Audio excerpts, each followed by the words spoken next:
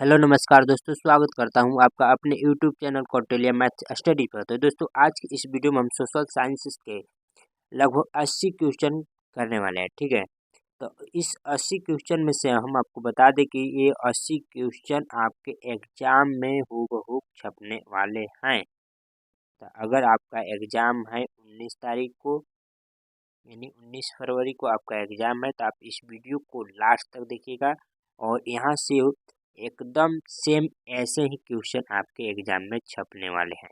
तो वीडियो को लास्ट तक देखिएगा, तभी जो है आपको पूरा क्वेश्चन याद हो पाएगा। ठीक है, तो इस वीडियो में हम जो है 2 प्रैक्टिस सेट लगाने वाले हैं। ठीक है, एक प्रैक्टिस सेट में आपका रहेगा 40 क्वेश्चन, दूसरे प्रैक्टिस सेट में भी रहेगा आपका 40 क्वेश्चन, यानी टोटल होंगे कितने, 80 क्वेश्चन।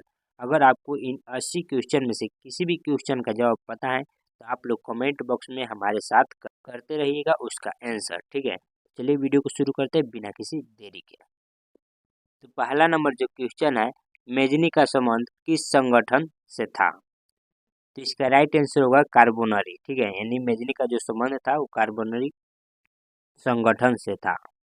दूसरा नंबर क्वेश्चन है, रूस में जार का अर्थ क्या होता है? तो रूस में जार का अर्थ रूस का सम्राट होता है, ध्यान रखिएगा।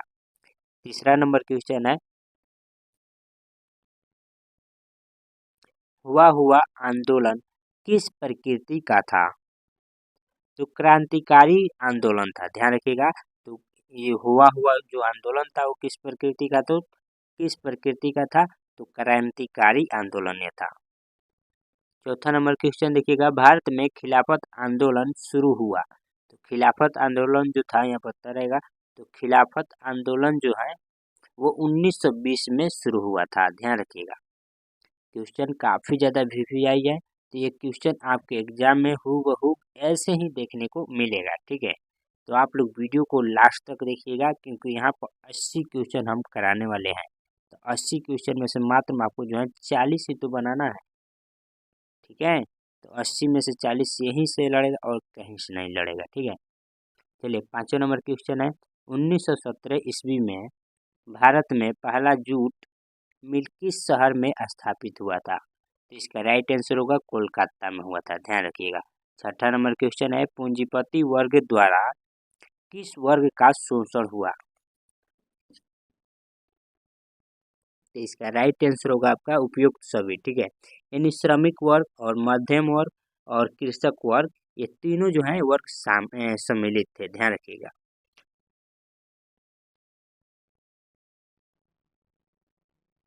सातवां नंबर क्वेश्चन है आपका, प्राचीन काल में किस स्थल मार्ग के एशिया और यूरोप का व्यापार होता था? क्वेश्चन काफी ज्यादा वेरी वेरी इंपॉर्टेंट है आपके एग्जाम के लिए। इसका राइट आंसर होगा रेशम मार्ग। क्वेश्चन नंबर 8 देखेंगे, गुटेनबर्ग ने सर्वप्रथम किस पुस्तक की छपाई की? क्वेश्चन नंबर 8 भी काफी ज्यादा वेरी वेरी इंपॉर्टेंट है आपके एग्जाम के लिए। ठीक है, तो इसका राइट आंसर होगा बाइबल। ठीक है, क्वेश्चन नंबर 9 है आपका, राष्ट्रपिता के नाम से किसे जाना जाता है? तो राष्ट्रपिता के नाम से जो है महात्मा गांधी को जाना जाता है। क्वेश्चन काफी ज्यादा वेरी वेरी इंपॉर्टेंट है, तो इसे भी याद रखिएगा। क्वेश्चन नंबर 10 है, कौन सा सामाजिक वर्ग बुद्धिजीवी वर्ग के रूप में उभर कर आया? क्वेश्चन काफी ज्यादा इंपॉर्टेंट है, इसका राइट आंसर होगा मध्य वर्ग। तो मध्य वर्ग जो है वह बुद्धिजीवी वर्ग के रूप में उभर कर सामने आया था। क्वेश्चन नंबर 11 देखेंगे, जब हम लैंगिक विभाजन की बात करते हैं तो हमारा अभिप्राय होता है।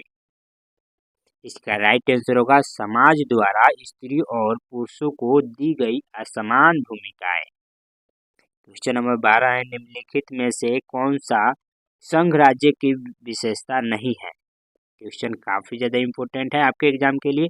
इसका राइट आंसर होगा आपका ऑप्शन नंबर सी, यानी एक हरी शासन व्यवस्था। क्वेश्चन नंबर 13 है, बिहार में संपूर्ण क्रांति का नेतृत्व किसने किया? इसका राइट आंसर होगा ऑप्शन नंबर डी, यानी जयप्रकाश नारायण ने किया था। क्वेश्चन काफी ज्यादा रिपीटेड है, तो इसे याद रखिएगा, ये क्वेश्चन आपके एग्जाम में पूछा जा सकता है। क्वेश्चन नंबर 14 है आपका, इनमें से कौन सी एक बात लोकतांत्रिक व्यवस्थाओं के अनुरूप नहीं है? क्वेश्चन काफी ज्यादा इंपॉर्टेंट है। इसका राइट आंसर होगा कानून के समक्ष समानता, यानी ऑप्शन ए होगा आपका राइट आंसर। क्वेश्चन नंबर 15 है आपका, भारत एक लोकतांत्रिक राज्य है, निम्नलिखित में से किसमें यह घोषणा की गई है? इसका राइट आंसर होगा प्रस्तावना, ऑप्शन ए आपका राइट आंसर होगा। तो जितना भी हम बता रहे हैं उसे आप लोग मात्र में याद रखिए, क्योंकि याद अब तो ज़्यादा समय भी नहीं है आप लोगों के पास, तो जैसे भी हो आप लोग इसे रट्टा मार ही जाइएगा। क्वेश्चन नंबर 16 है, किस लोकसभा चुनाव के बाद महिलाओं की भागीदारी 10% से अधिक हो गई? क्वेश्चन काफी ज्यादा इंपॉर्टेंट है। ये आपका सामाजिक विज्ञान का क्वेश्चन है।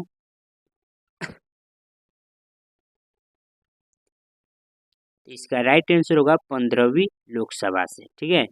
17 नंबर क्वेश्चन है आपका, निम्नलिखित में से कौन राष्ट्रीय दल है?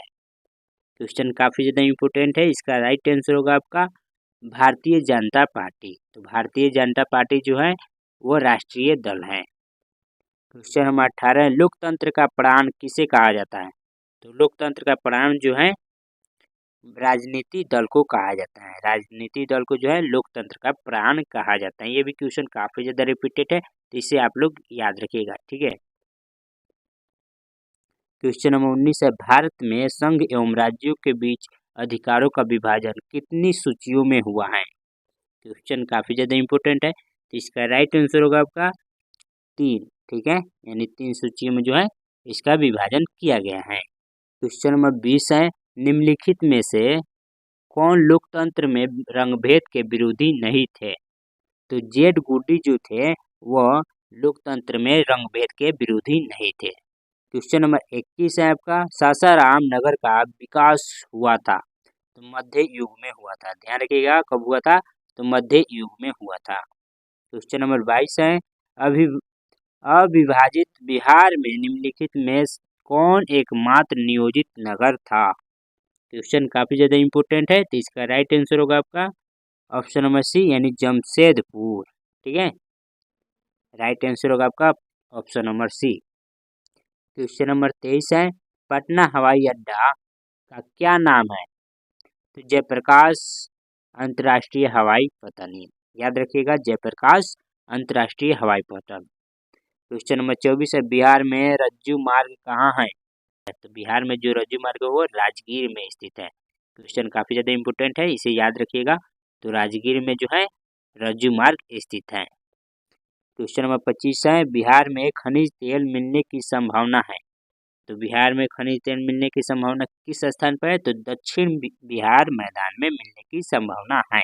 ऑप्शन सी आपका राइट आंसर होगा। क्वेश्चन नंबर 26 है, कांवर झील स्थित है। तो कांवर झील कहाँ स्थित है? बेगूसराय जिला में स्थित है। ये भी क्वेश्चन काफी ज्यादा रिपीटेड है, तो हो सकता है ये क्वेश्चन आपके एग्जाम में हूबहू ऐसे ही देखने को मिल जाए, तो इसे याद रखिएगा।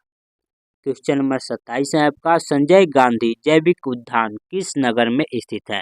क्वेश्चन काफी ज्यादा इंपोर्टेंट है। इसका राइट आंसर होगा पटना में स्थित है। ध्यान रखिएगा। क्वेश्चन नंबर 28 है, निम्नलिखित में से जो है कौन सड़कों का एक वर्ग नहीं है?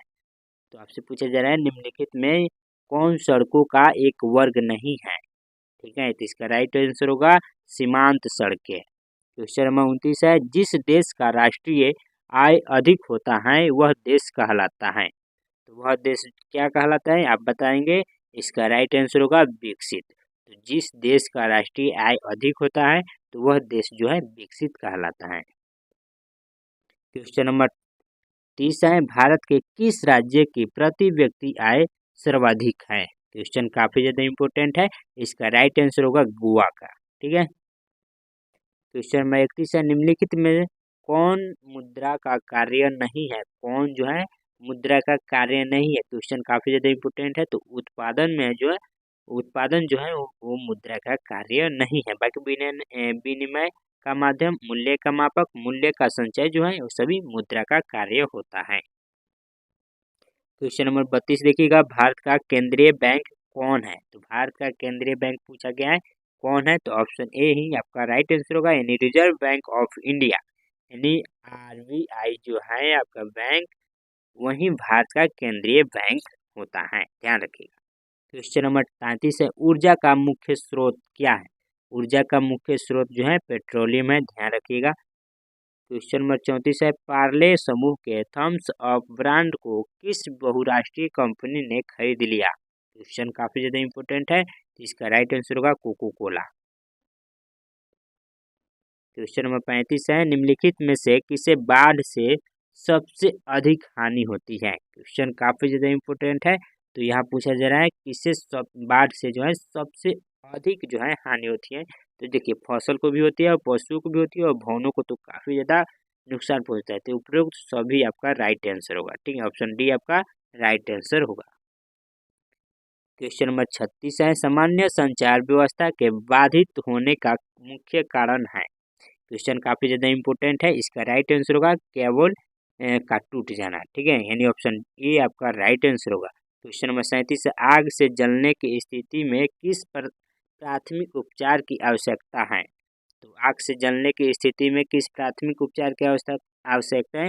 ये भी क्वेश्चन काफी ज्यादा इंपॉर्टेंट है आपके एग्जाम के लिए, तो इसका राइट आंसर होगा ठंडा पानी डालना चाहिए, ठीक है, यानी ऑप्शन ए आपका राइट आंसर होगा। क्वेश्चन नंबर 38 है, भूकंप केंद्र के ऊर्ध्वाधर पृथ्वी पर स्थित केंद्र को कहा जाता है?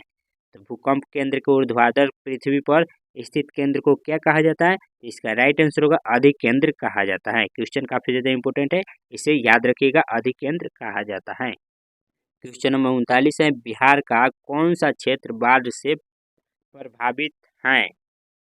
क्वेश्चन काफी ज्यादा इंपॉर्टेंट है, तो उत्तरी बिहार जो है वो बाढ़ से काफी ज्यादा प्रभावित है। क्वेश्चन नंबर 40 है, निम्नलिखित में कौन मानव जनित आपदा है? क्वेश्चन काफी ज्यादा इंपॉर्टेंट है, तो इसका राइट आंसर क्या होगा आप लोग कमेंट बॉक्स में जरूर बताइएगा। तो प्रैक्टिस सेट यानी मॉडल सेट 1 का हम लोगों ने जो है फर्स्ट सेट कर चुके हैं, ठीक है, यानी 40 क्वेश्चन अब तक कर चुके हैं और 40 क्वेश्चन में से आपका जो है सेफ स्कोर कितना रहा कमेंट बॉक्स में जरूर बताइएगा। अब चलिए दूसरा मॉडल सेट को हम लोग देखते हैं। मॉडल सेट 2 का पहला नंबर जो क्वेश्चन है उसे ध्यान से देखिएगा, ये सभी अब फिर मॉडल सेट 2 में हम लोग 40 क्वेश्चन करेंगे जो कि काफ़ी ज़्यादा इंपॉर्टेंट हो गए, यानी आज टोटल हम लोग 80 क्वेश्चन कर लेंगे, ठीक है। तो 80 क्वेश्चन में से आपका जो है 40 नंबर तो आप पक्का आपका हो ही जाएगा, ठीक है। तो चलिए पहला नंबर जो क्वेश्चन है उसे देखिए, इटली तथा जर्मनी वर्तमान में किस महादेश के अंतर्गत आते हैं? तो इटली तथा जर्मनी जो है किस महादेश के अंतर्गत आते हैं? इसका राइट आंसर होगा आपका यूरोप, ठीक है, तो यूरोप के अंतर्गत आते हैं। क्वेश्चन नंबर 2 है, फ्रांस में नेपोलियन संहिता किस वर्ष लागू की गई? क्वेश्चन काफी ज्यादा इम्पोर्टेंट है और काफी ज्यादा रिपीटेड भी है, तो इसका राइट आंसर होगा 1804 ईस्वी में जो है लागू की गई थी, ध्यान रखिएगा। क्वेश्चन नंबर 3 है, चार्टिस्ट आंदोलन हुआ तो कहाँ हुआ था ये आपको बताना है, तो ब्रिटेन में हुआ था, ध्यान रखिएगा। क्वेश्चन नंबर 4 है, वर्ग संघर्ष की अवधारणा किसने प्रस्तुत की? क्वेश्चन काफी ज्यादा इंपॉर्टेंट है, इसका राइट आंसर क्या होगा आप लोग कमेंट बॉक्स में बताइए, नहीं पता है तो जानिए मार्क्स ने जो है प्रस्तुत की थी। क्वेश्चन नंबर 5 देखिए, हिंद चीन क्षेत्र में कौन से देश आते हैं? तो हिंद चीन क्षेत्र में कौन से देश आते हैं? तो कंबोडिया हो गया, वियतनाम हो गया और लाओस हो गया। क्वेश्चन काफी ज्यादा रिपीटेड है, इसे याद रखिएगा क्योंकि ये क्वेश्चन जो है आपके एग्जाम में छपने वाला है, ठीक है। क्वेश्चन नंबर 6 है, किस वर्ष इंडियन प्रेस एक्ट उत्तेजित लेख छापने वाले को दंडित करने के लिए पारित किया गया? क्वेश्चन काफी ज्यादा इंपॉर्टेंट है, इसका राइट आंसर होगा 1910 में किया गया था। क्वेश्चन नंबर 7 है, ईस्ट इंडिया कंपनी ने गुमास्तों की नियुक्ति क्यों की? तो ईस्ट इंडिया कंपनी ने जो है गुमास्तों की नियुक्ति क्यों की थी? इसका राइट आंसर होगा आपका बुनकरों पर नियंत्रण रखने के लिए। तो बुनकरों पर नियंत्रण रखने के लिए क्या ईस्ट इंडिया कंपनी ने जो है गुमास्तों की नियुक्ति कर दी थी। क्वेश्चन नंबर 8 है, 1810 से 1880 ईस्वी तक लंदन की आबादी 10 लाख से बढ़कर कहाँ तक पहुंची? क्वेश्चन काफी ज्यादा इंपोर्टेंट है, इसका राइट आंसर होगा 40 लाख, ठीक है, यानी 40 लाख तक बढ़ गई। क्वेश्चन नंबर 9 है, निम्न में किसने वाणिज्यिक क्रांति को जन्म दिया? क्वेश्चन काफी ज्यादा इंपोर्टेंट है, इसका राइट आंसर होगा भौगोलिक खोजे पुनर्जागरण, राष्ट्रीय और राज्यों का उद्देश्य। तो ये सभी होगा, ध्यान रखिएगा, ये सभी। क्वेश्चन नंबर 10 है, गुफ्तार तथा अखबार सौदागर का प्रकाशन कब आरंभ हुआ? तो गुफ्तार तथा अखबार सौदागर का प्रकाशन जो है कब शुरुआत हुआ? तो इसका राइट आंसर होगा आपका 1851 ईस्वी में हुआ। ये भी काफी ज्यादा रिपीटेड क्वेश्चन है, तो इसे याद रखिएगा। क्वेश्चन नंबर 11 है, भारतीय संविधान के बारे में इनमें से कौन सा कथन सही है? क्वेश्चन काफी ज्यादा इम्पोर्टेंट है। इसका राइट आंसर होगा, यह धर्म के आधार पर जो है भेदभाव की मनाही करता है। क्वेश्चन नंबर 12 है, 1967 ईस्वी तक भारतीय राजनीति में निम्नलिखित में किसका वर्चस्व रहा? क्वेश्चन काफी ज्यादा इम्पोर्टेंट है आपके एग्जाम के लिए, तो ये भी इसका राइट आंसर जो होगा स्वर्ण होगा।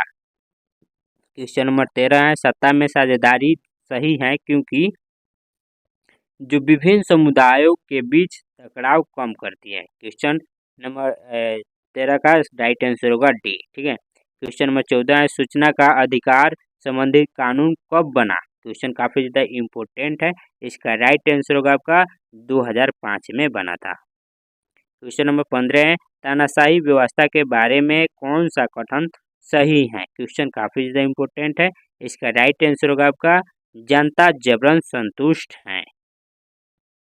क्वेश्चन नंबर 16 देखिएगा, क्षेत्रवाद की भावना का एक कुपरिणाम है। क्वेश्चन काफी ज्यादा इम्पोर्टेंट है। इसका राइट आंसर होगा आपका अलगाववाद। ठीक है। क्वेश्चन नंबर 17 है, माओवादी नेता पुष्प कमल दहल प्रचंड किस देश से संबंधित हैं? क्वेश्चन काफी ज्यादा इम्पोर्टेंट है। इसका राइट आंसर होगा नेपाल। क्वेश्चन नंबर 18 है, जाति व्यवस्था को निम्नलिखित में किसने कमजोर किया? ये भी क्वेश्चन काफी ज्यादा रिपीटेड है। इसका राइट आंसर होगा इसका ऑप्शन नंबर डी, यानी उपयुक्त सभी। इसमें हो जाएगा आपका आर्थिक विकास, शिक्षा में वृद्धि और शहरीकरण। तो ऑप्शन डी होगा आपका राइट आंसर, ये से याद रखिएगा। क्वेश्चन नंबर 19 है, भारत में योजना आयोग का गठन कब किया गया था? क्वेश्चन काफी ज्यादा इम्पोर्टेंट है। इसका राइट आंसर होगा 15 मार्च 1950 को किया गया था। क्वेश्चन नंबर 20 है, जिस देश का राष्ट्रीय आय अधिक होता है वह देश कहलाता है विकसित। क्वेश्चन नंबर 21 है, भारत में वित्तीय वर्ष कहा जाता है। तो भारत में वित्तीय वर्ष कब कहा जाता है? तो 1 अप्रैल से 31 मार्च तक जो माह होता है उसे जो है वित्तीय वर्ष कहा जाता है। क्वेश्चन नंबर 22 है, विनिमय के रूप हैं। तो विनिमय का रूप क्या है? तो इसका राइट आंसर होगा वस्तु विनिमय प्रणाली और मौद्रिक विनिमय प्रणाली, यानी ऑप्शन ए और बी आपका राइट आंसर होगा, यानी ऑप्शन सी आपका राइट आंसर होगा, क और ख दोनों। ठीक है। क्वेश्चन नंबर 23 है, सूक्ष्म वित्त की सुविधा निम्नलिखित में से किसे दी जाती है? क्वेश्चन काफी ज्यादा इम्पोर्टेंट है। इसका राइट आंसर होगा छोटे छोटे तबके के लोगों को। इसे याद रखिएगा, क्वेश्चन काफी ज्यादा इम्पोर्टेंट है। ये आपके एग्जाम में छपता हुआ दिखेगा। क्वेश्चन नंबर 24 है, बिहार की जनसंख्या का कितने प्रतिशत कृषि एवं उससे संबंधित लघु कुटीर उद्योग से जो है जुड़े हैं? क्वेश्चन काफी ज्यादा इम्पोर्टेंट है। इसका राइट आंसर होगा आपका 75%। ठीक है। यानी बिहार की जनसंख्या जो है कितना प्रतिशत कृषि एवं उससे संबंधित लघु कुटीर उद्योग से जुड़े हैं? तो 75%। राइट आंसर आपका होगा 75%। क्वेश्चन नंबर 25 है, छिपी हुई बेरोजगारी किस क्षेत्र में पाई जाती है? क्वेश्चन काफी ज्यादा इम्पोर्टेंट है और काफी ज्यादा रिपीटेड भी है। ठीक है। तो इसका राइट आंसर होगा कृषि। ठीक है। क्वेश्चन नंबर 26 है, वैश्वीकरण के आधार है। क्वेश्चन काफी ज्यादा इम्पोर्टेंट है। इसका राइट आंसर होगा व्यवसाय संबंधित अवरोध, पूंजी का निर्बाध प्रवाह, ऑप्शन सी में है श्रम का निर्बाध प्रवाह। तो ऑप्शन डी आपका राइट आंसर होगा, यानी ये सभी जो है वैश्वीकरण के आधार है। क्वेश्चन नंबर 27 है, समुद्री क्षेत्र में राजनैतिक सीमा के कितने किलोमीटर तक का क्षेत्र राष्ट्रीय संपदा निहित है? क्वेश्चन काफी ज्यादा इम्पोर्टेंट है और काफी ज्यादा रिपीटेड भी है। इसका राइट आंसर होगा 19.2 किलोमीटर। ठीक है। क्वेश्चन नंबर 28 है, कोयला किस प्रकार का संसाधन? एक क्वेश्चन तो काफी ज्यादा पूछा जाता है और इस साल भी आपके एग्जाम में पूछा जाएगा। ठीक है। तो इसका राइट आंसर होगा अनवीकरणीय है। ठीक है। तो कोयला किस प्रकार का संसाधन है? तो अनवीकरणीय है। क्वेश्चन नंबर 29 है, काली मृदा किस फसल के लिए अधिक उपजाऊ होती है? क्वेश्चन काफी ज्यादा इम्पोर्टेंट है। उपजाऊ या उपयोगी पूछे दोनों एक ही बात होता है। तो इसका राइट आंसर होगा आपका कपास के लिए जो है काली मृदा काफ़ी ज़्यादा उपजाऊ होता है। क्वेश्चन नंबर 30 है आपका, भारत का राष्ट्रीय पक्षी क्या है? तो भारत का राष्ट्रीय पक्षी मोर होता है, यानी मयूर आपका राइट आंसर होगा। क्वेश्चन नंबर 31 है, इनमें से कौन सी रबी फसल है? क्वेश्चन काफ़ी ज़्यादा इंपॉर्टेंट है, इसका राइट आंसर होगा चना। तो रबी फसल का मतलब होता है जाड़ा में बोई जाने वाली फसल है, ठीक है। और ग्रीष्म का मतलब हो गया आपका जो गर्मी में बोई जाती है वो फसलें, और खरीफ का मतलब हो गया जो वर्षा ऋतु में बोई जाती है वो फसलें, ठीक है। तो इसे याद रखिएगा, इससे जो है 1 से 2 नंबर का क्वेश्चन आपके एग्जाम में पूछा ही जाता है, वो भी प्रत्येक साल पूछा गया तो इस साल भी पूछा ही जाएगा, इसे याद रखिएगा। खरीफ से पूछ देगा या फिर ग्रीष्म से पूछेगा, या तो फिर जायद का मतलब भी ग्रीष्म ही होता है, ध्यान रखिएगा। क्वेश्चन नंबर 32 है, इनमें से कौन उपभोक्ता उद्योग है? क्वेश्चन जो है काफ़ी ज़्यादा इम्पोर्टेंट है, इसका राइट आंसर होगा पेट्रो रसायन, ठीक है। क्वेश्चन नंबर 33 है, भारत को कुल कितने डाक क्षेत्रों में बांटा गया है? तो भारत को कुल कितने डाक क्षेत्रों में बांटा गया है? तो 8 डाक क्षेत्रों में बांटा गया है। क्वेश्चन नंबर 34 है, तल चिन्ह की सहायता से किसी स्थान विशेष की मापी गई ऊंचाई को क्या कहा जाता है? क्वेश्चन काफ़ी ज़्यादा इंपॉर्टेंट है, इसका राइट आंसर होगा स्थानिक ऊंचाई, ठीक है। क्वेश्चन नंबर 35 है, 1991 से 2001 ईस्वी के दौरान बिहार की जनसंख्या वृद्धि दर है। क्वेश्चन काफ़ी ज़्यादा इंपॉर्टेंट है, तो इसका राइट आंसर होगा आपका न 30% थी, न 28% थी, न 28.63% थी, यानी नॉन ऑफ दिस इसका राइट आंसर होगा, याद रखिए। क्वेश्चन नंबर 36 है, पायराइट खनिज है, पायराइट खनिज पूछा जा रहा है आपसे, तो इसका राइट आंसर होगा आपका अधात्विक है, ठीक है। क्वेश्चन नंबर 37 है, इनमें से कौन प्राकृतिक आपदा नहीं है? यहाँ पर पूछा जा रहा है प्राकृतिक आपदा नहीं है, ठीक है। तो आतंकवाद जो है वो मानव द्वारा जो है आपदा है, ठीक है। मानव जनित आपदा है, तो सुनामी जो है वो प्राकृतिक आपदा हुई, बाढ़ भी प्राकृतिक आपदा हो गई और भूकंप भी प्राकृतिक आपदा हो गई। तो इसे याद रखिएगा, एक चारों में से कोई ऑप्शन देगा, और आपसे प्रत्येक साल जो है ये पूछा ही जाता है कि आतंकवाद किस प्रकार की आपदा है, या फिर पूछ देगा सुनामी किस प्रकार की आपदा है, या फिर पूछ देगा बाढ़ जो है किस प्रकार की आपदा है। तो बाढ़ हो गया, सुनामी हो गया, भूकंप हो गया, ये सभी प्राकृतिक आपदा है, और आतंकवाद जो हो गया वो मानव जनित आपदा है, ध्यान रखिएगा। अब देखिए क्वेश्चन पूछ दिया बाढ़ क्या है, तो बाढ़ जो है प्राकृतिक आपदा है, ध्यान रखिएगा। क्वेश्चन 39 है, भूकंप केंद्र के ऊर्ध्वाधर पृथ्वी पर स्थित केंद्र को क्या कहा जाता है? तो अधिक केंद्र कहा जाता है, ध्यान रखिएगा। क्वेश्चन नंबर 40 है, सुनामी प्रभावित क्षेत्र को मकानों का निर्माण कहाँ करना चाहिए? ठीक है, तो सुनामी जो प्रभावित जो है क्षेत्र है वहाँ पर मकानों का निर्माण कहाँ करना चाहिए? क्वेश्चन काफी ज़्यादा इंपॉर्टेंट है, तो इसका राइट आंसर होगा जो समुद्र तट से दूर ऊंचाई पर करना चाहिए, ठीक है। यानी ऑप्शन सी आपका राइट आंसर होगा। और आप लोग कमेंट करके बताइए कि आप लोगों ने 80 क्वेश्चन में से अब तक लास्ट तक बने हैं, तो आप लोग बताइए कितना आप लोगों ने सही किया है, क्योंकि ये सभी क्वेश्चन जो है आपके एग्जाम में हूबहू ऐसे ही देखने को मिलेगा। तो कैसा लगा ये वीडियो कमेंट में ज़रूर बताइएगा, और वीडियो अच्छा लगा है तो एक लाइक ज़रूर कर देना, क्योंकि ये वीडियो बनाने में काफ़ी ज़्यादा मेहनत लगता है हमें, ठीक है। और वीडियो को शेयर अपने दोस्तों तक जरूर करना, और चैनल पर नए हो तो चैनल को भी सब्सक्राइब जरूर कर लेना। मिलते हैं नेक्स्ट वीडियो में, तब तक के लिए जय हिंद।